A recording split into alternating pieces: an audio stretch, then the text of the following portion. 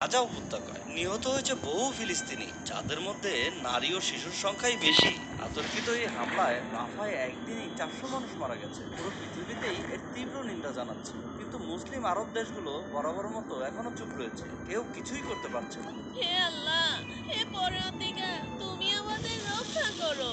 আমার ছোট ছোট সন্তানরা শহীদ হয়ে যাচ্ছে মালিক। আমাদের এই ফরিয়াদ আপনি শুনুন। হে আল্লাহ, আপনি আমাদের সহায় হন।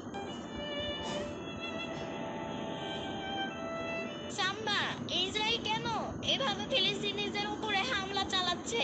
তারা তো সাধারণ মানুষ, ছোট ছোট বাচ্চা, তাদের কি দোষ? ইয়ামিন, এটা নতুন কিছু না। বহু বছর ধরেই ফিলিস্তিনিরা তাদের নিজের ভূমি হারাচ্ছে। ইসরায়েলরা একে একে তাদের বসতবাড়ি গড়ে তুলছে ফিলিস্তিনিদের জায়গায়, আর ফিলিস্তিনিদের ঘর ছাড়া করছে। আর যারা প্রতিবাদ করছে, ওরা তাদের দমন করে ফেলছে।